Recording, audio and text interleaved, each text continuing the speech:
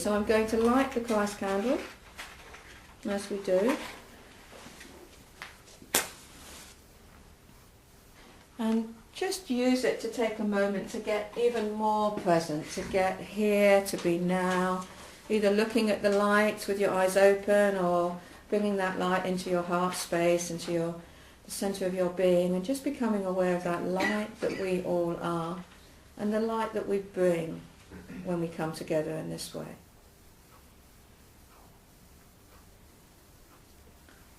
And so recognizing that light, the constant light, we're going to sing Surely the Presence.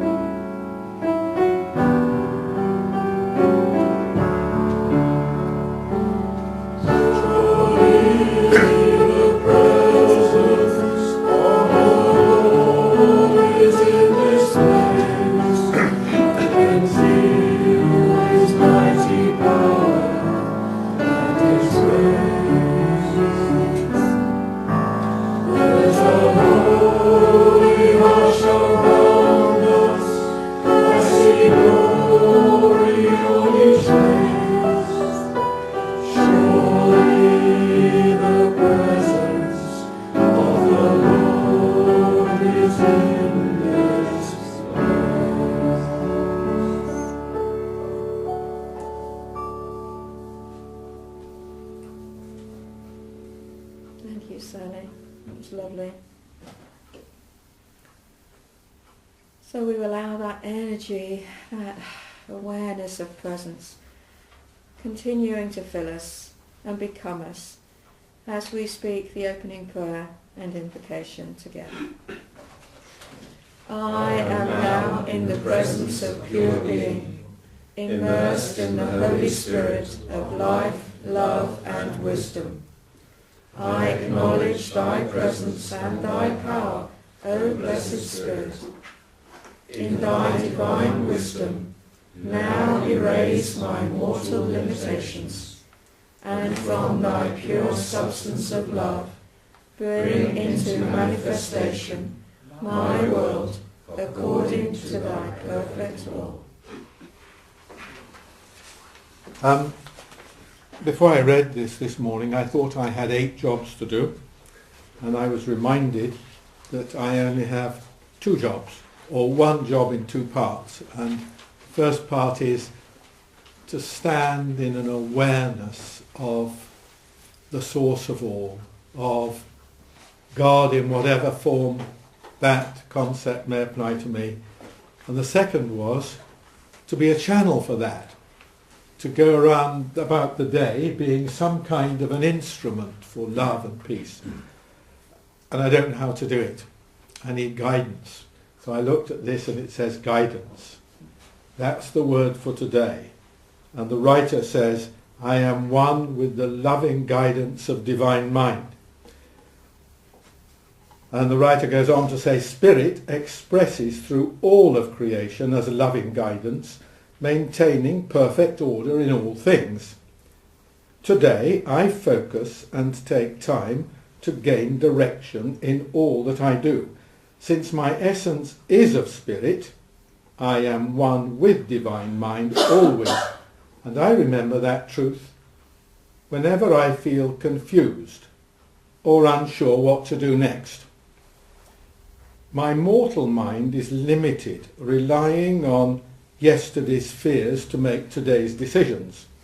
I choose to move beyond any perceived limitations to the loving guidance available through the presence of divine mind within. This day unfolds before me, filled with satisfaction and joy, as I feel that loving guidance with every step I take and every choice I make.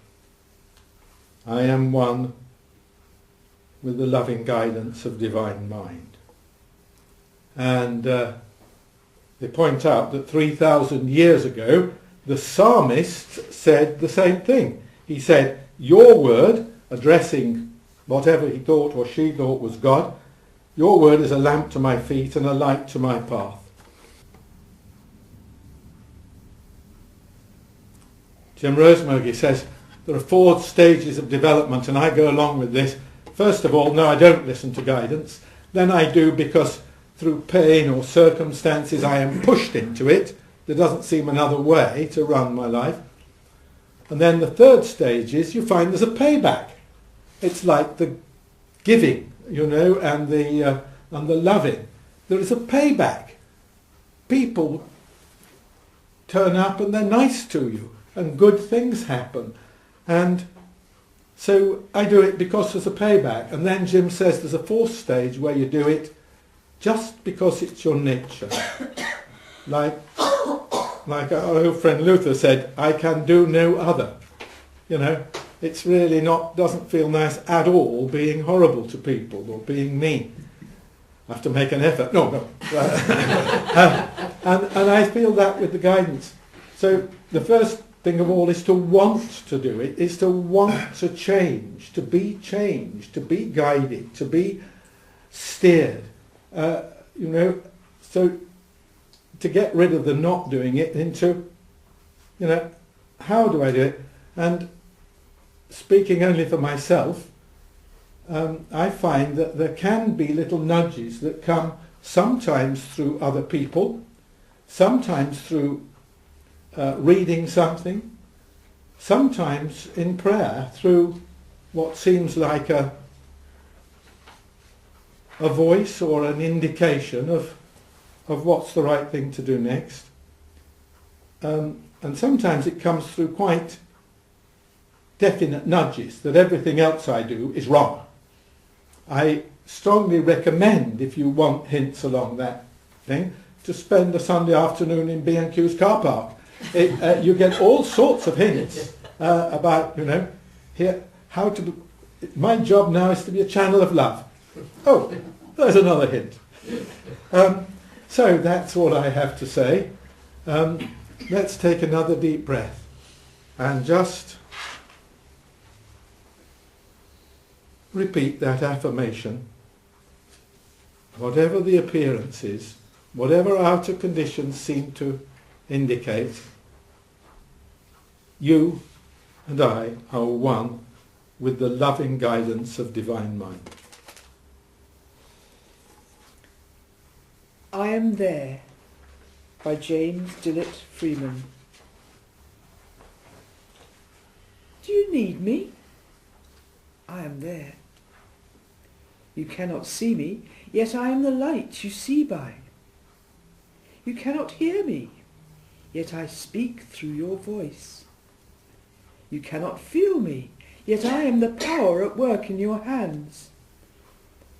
I am at work, though you do not understand my ways. I am at work, though you do not recognize my works. I am not strange visions. I am not mysteries. Only in absolute stillness, beyond self, can you know me as I am, and then but as a feeling and a faith. Yet I am there, yet I hear, yet I answer. When you need me, I am there. Even if you deny me, I am there. Even when you feel most alone, I am there. Even in your fears, I am there. Even in your pain, I am there. I am there when you pray and when you do not pray. I am in you and you are in me. Only in your mind can you feel separate from me, for only in your mind are the mists of yours and mine. Yet only with your mind can you know me and experience me. Empty your heart of empty fears. When you get yourself out of the way, I am there. You can of yourself do nothing, but I can do all, and I am in all. Though you may not see the good, good is there, for I am there. I am there because I have to be, because I am. Only in me does the world have meaning. Only out of me does the world take form. Only because of me does the world go forward. I am the law on which the movement of the stars and the growth of living cells are founded. I am the love that is the law's fulfilling. I am assurance. I am peace. I am oneness. I am the law that you can live by. I am the love that you can cling to. I am your assurance. I am your peace. I am one with you. I am. Though you fail to find me, I do not fail you. Though your faith in me is unsure, my faith in you never wavers, because I know you, because I love you.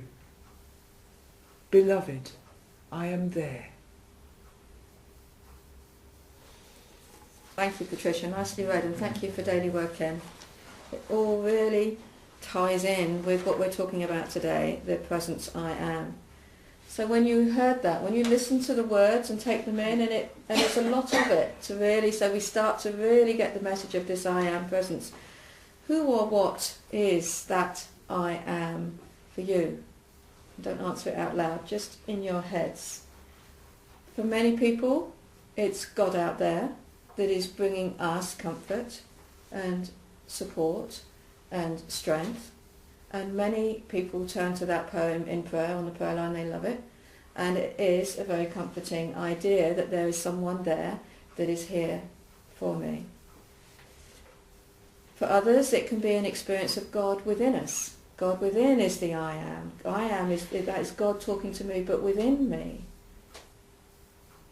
There's also the idea that God is everywhere. So God out there and God in me is this presence that's somehow talking to me. And as you spoke it, Patricia, I also realised that for many people, Jesus is that presence of I am. For many people, they relate to Jesus as that presence that's their brother and they can talk to and that talks to them. But what about this? What about if that I am is us talking to us, is our spiritual identity, our divine nature that we are starting to listen to and to hear? So let's go back to some of Jesus' I am statements, mostly in John, but also Revelations. Very well known. I'm sure if I asked you to, most of you could come up with something. I am the resurrection and the life.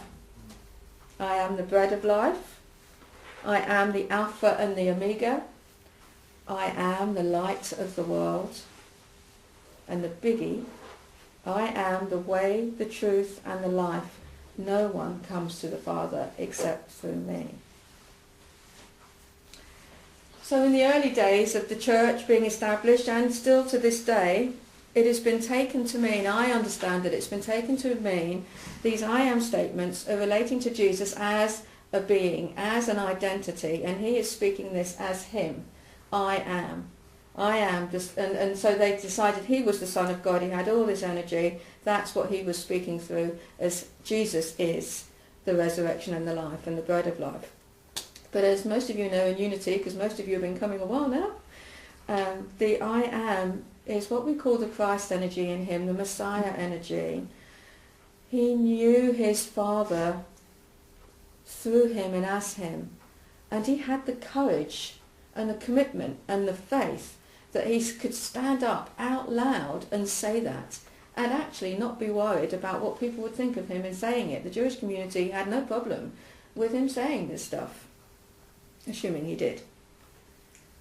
So this I am energy for us in Unity is perceived to be Christ in him speaking. And this I am, this idea, the words I am, we take to mean that because we go back to Moses in the Bible who asked God his name, and God is purported to have said, I am who I am, or I am what I am. So in Unity we have taken the idea of the words I am to be, that's the name of God in us. In Revealing Word, which is our metaphysical Bible dictionary, Charles Fillmore came up with these definitions of I am. He said it's our spiritual identity, the individualized Christ mind in us, the indwelling Lord or Jehovah, which is what you will see in the Hebrew Scriptures, the metaphysical name of our spiritual self as distinguished from our human self. And that's the point, really. The name of our spiritual self as distinguished from our human self. And it is eternal, without beginning or end, the Alpha and Omega. So when we look at Jesus' statements in that way, as the spiritual identity speaking, I am is the resurrection and the life. I am is the bread of life. I am is the Alpha and the Omega. In fact, Tom Thorpe, when he talks about this, he says his way of saying it when we speak I am in this way is to say I am is whole. I am is strong. I am is authority or whatever. It's the I am in us that we have to start to claim and use. But what we've done is taken these I am statements, and I can only speak as an English person because I don't know how it quite works with the words in other countries, but the I am we have taken to mean personal statements of self. So I am hungry, I am bored, I am restless, I am tired, all that stuff is talking about me as a human being. So we're using I am in a very literal sense about me. We're not speaking about it as the I am that we are.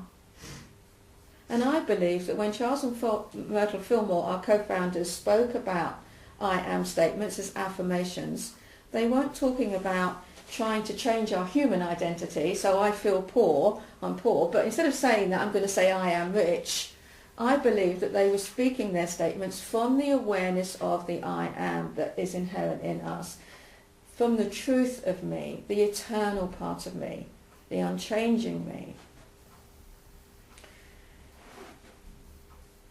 But we've got so identified with the physical world, and even more so these days. I mean, all of us seem to say it's speeding up, it's getting faster, there's so much going on, there's so many demands on our time, so many distractions. It's very hard to detach from the physical form, to step back into connecting with our spiritual identity. And for many, I would even question, do people want to do that? Because there's a lot of fun and creativity and joy being present in the world. So, moving into part 2 of this little talk, I invite you to close your eyes and just get still for a moment and notice your thoughts. Just what are you thinking? What's coming into your mind? No judging or just witnessing, just observing. What's coming into your mind?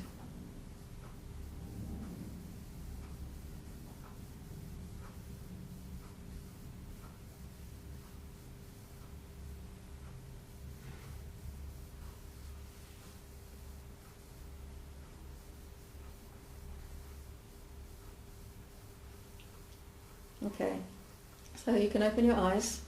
Some thoughts I wrote down as suggestions were, when will this be finished so I can go home? I've got ironing to do. I've got to pack. I'm going on holiday tomorrow. I'd love a cup of tea. I often say that at work. Oh, let's have a cup of tea. So all these thoughts are going on in our heads all the time. If we stop and start to witness them, we're aware of those thoughts that, if you're anything like me at night time, just the brain goes into overdrive and goes on and on and on and on and on. I start with one thought and before I know it I'm down there and it's like, peace, be still, trying to get the mind back. But our thoughts are always changing. It's not like the hamster wheel that goes round, it's the same thought. I am hungry, I am hungry, I am hungry. It's I am hungry, oh I fancy this, oh what about that, oh I need to go shopping and buy that. Our thoughts go off all over the place. As a 2-year-old, I'd suggest the thoughts of a 2-year-old might be, why aren't they listening to me? I want my way. A 5-year-old? I don't want to get up and go to school. I want to stay in bed. I don't know whether this was me or not, but anyway, these are the thoughts that came in. The 16-year-old thoughts, I do hope John will like me. Who's John? That'll be telling. And your 21-year-old and onward thoughts, I really want that job. And on it goes. And it just goes on and on and on. Yet there is an energy inside us that is constant, that is quiet. I love the words from the Bible, peace, be still. The quiet energy, it's eternal, it's unchanging. There's nothing we can do that will ever change that energy in us, that presence in us. People use the word God as that energy. In the Daily Word today it was divine mind. That's very much a Charles Fillmore term. It could be called super consciousness, pure consciousness. It can be called I am. So close your eyes again. So notice your thoughts, and as you notice your thoughts, can you take, like it, as it were, a step back from them? Instead of just unconsciously following, just take a moment to step back from identifying with them.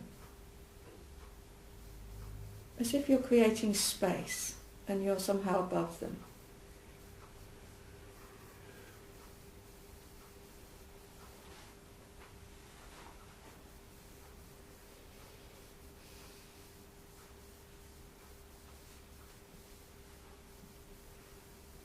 Can you become aware that these thoughts are not who I am? I am not these thoughts. I am.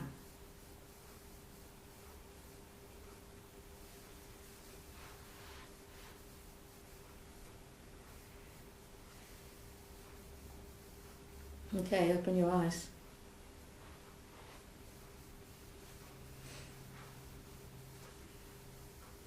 We get stuck in our thinking.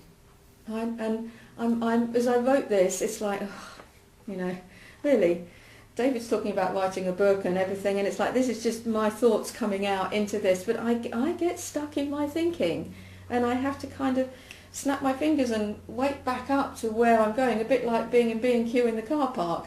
It's where's our first reaction? We go along that route and it's like, hang on a minute, that's not who I am. I am more than that. And have you noticed when you don't do that, when we get stuck in our thoughts and we follow them through? There was a car that was parked in the way when we were coming around into the road to park here, and in the old days my thoughts would go, why is he parked there? He shouldn't park there, he's blocking the road, we can't get round, we're having to wait, and we're going to be late for the service and setting everything up. But learning to witness that there is simply a car there, and I move on. So we're learning to step back from the thoughts, learning to just be aware without them becoming us, so that we've made that space. Because when I follow those thoughts, he shouldn't be there, how dare he, he's in the way, all my energy closes up, I close down, I restrict myself, I feel bad in myself, and in many ways the heart closes. We close in, we put a wall up, we defend ourselves. And then when we defend ourselves, we very often go on the attack. And we might not say it out loud, but we say it in our heads, he shouldn't do that, why has he done that?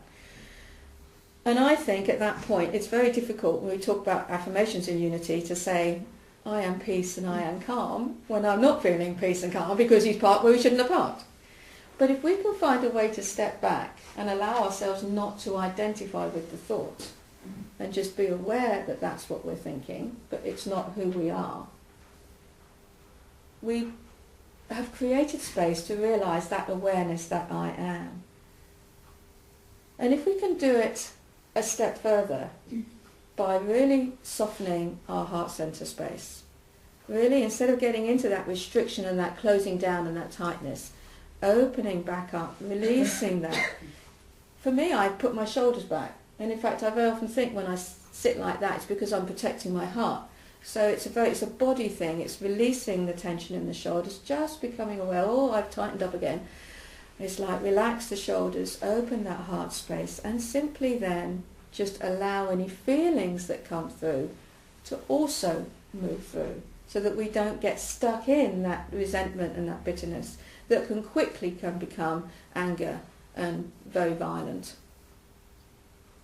We can do this. We can turn this around. It's very simple. We just have to bring our consciousness and our awareness and our attention to ourselves and our thoughts and the feelings of where we are going.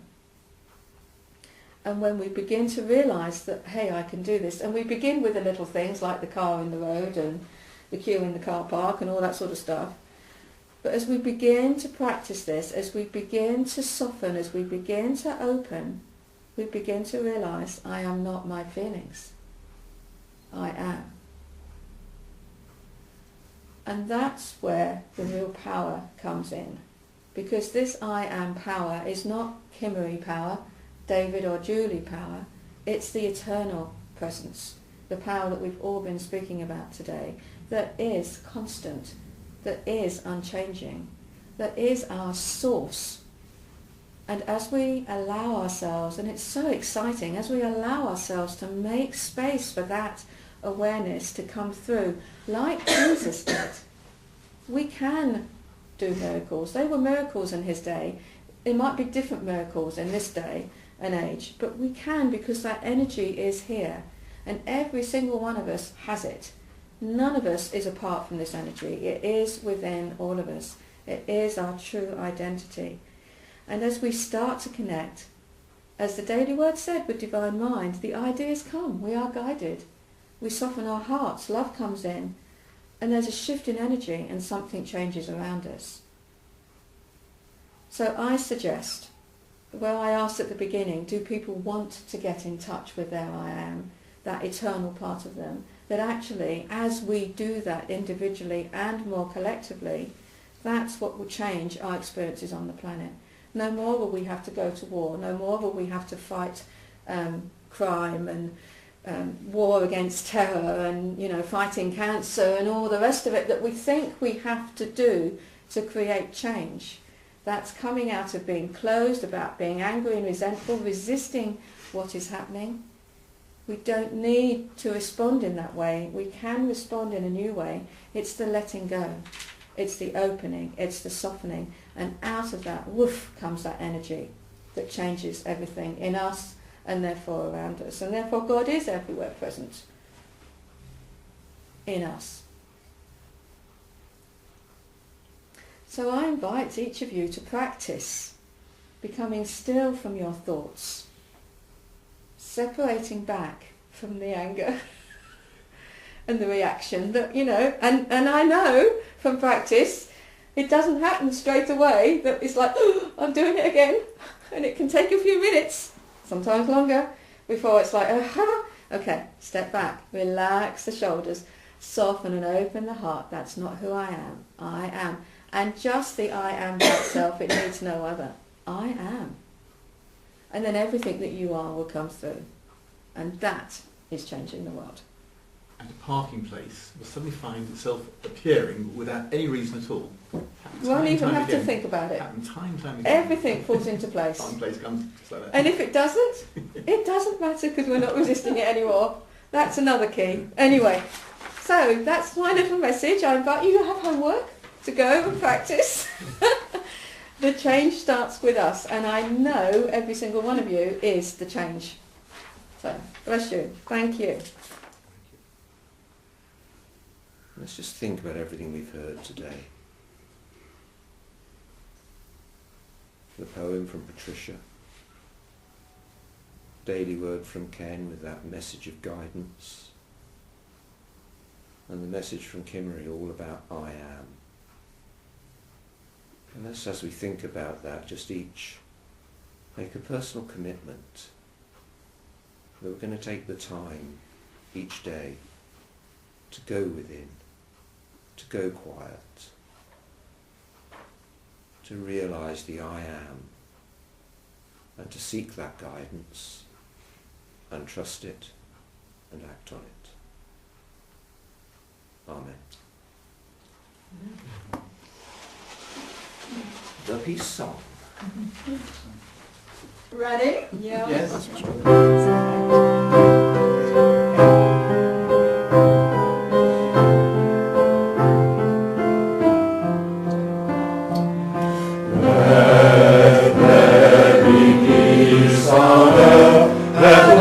it begin with me. Let there be peace on earth, the peace that was meant to be, with God as Creator, and we all are we. Let us walk with each other in perfect harmony. Let peace begin with me. Let this be the moment now. With every step I take, let this be my joyous vow. To take each moment and live each moment in peace eternity. Let there be peace on earth, and let it begin with me.